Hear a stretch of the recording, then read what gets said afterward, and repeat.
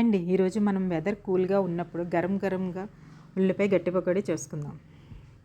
ఈ పకోడీకి కావాల్సినవి ఉల్లిపాయలు సన్నగా రిబ్బన్స్లా కట్ చేసుకుంటే మనకి తొందరగా వేగుతాయి. ఇవి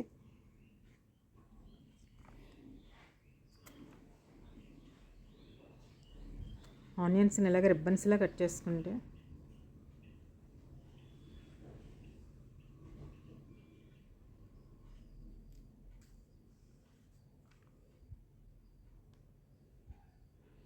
అలాగే పచ్చిమిర్చి కూడా చిన్న చిన్నగా ముక్కలు కట్ చేసుకొని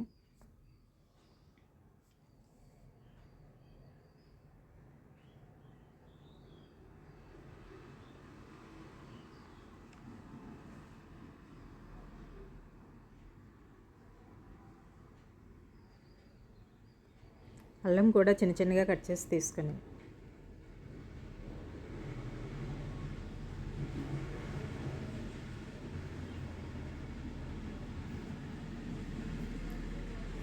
ఒక కప్పు శనగపిండికి 2 కప్పులు బియ్యం పిండి వేసాను. మనం ముందుగా కట్ చేసినవన్నీ తీసుకొని పక్కన ఉంచుకొని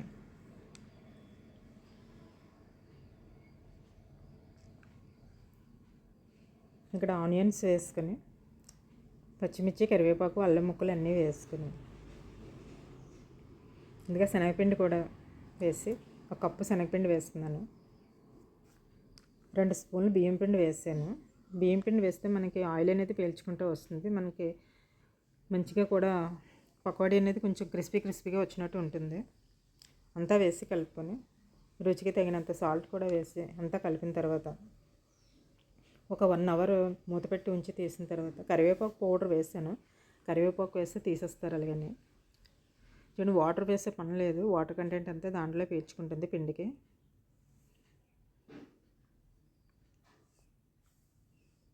అంతా బాగా కలిపిన తర్వాత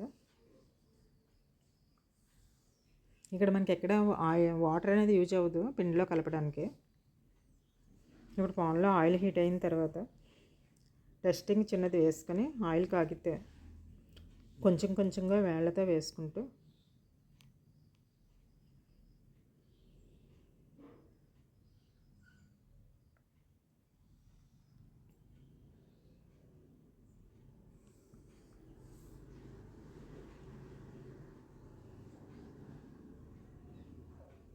ఇలా వేసుకొని ఒక 2 మినిట్స్ ఉంచిన తర్వాత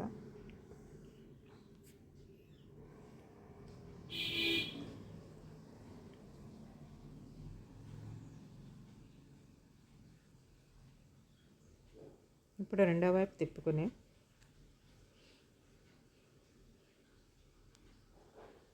మన కిచెన్లోని ఆయిల్ మార్కులు అనేవి తూలుతూ ఉంటాయి ఇలాంటి వంటలు చేసేటప్పుడు మనకి. అలాంటప్పుడు బేకింగ్ సోడా కానీ నిమ్మరసం కానీ 2 చుక్కలు వెనిగర్ కానీ మొత్తం 3 కలిపి వేసి తుడిస్తే మనకి మరకలు అనేవి ఉండవు. నీట్గా వస్తుంది ప్లాట్ఫామ్ అనేది.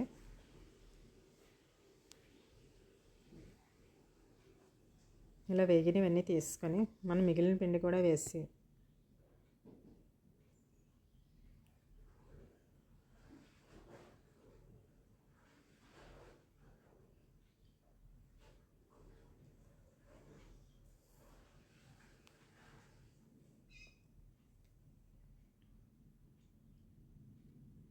అంతా వేసి తీసుకొని ఒక బౌల్లోకి సర్వ్ చేసుకోవడమే. ఈ వీడియోకి మీ ఫ్రెండ్స్కి రిలేటివ్స్ షేర్ చేయండి. ఒక లైక్తో పాటు సబ్స్క్రైబ్ చేయడం మర్చిపోవద్దు. Thank you.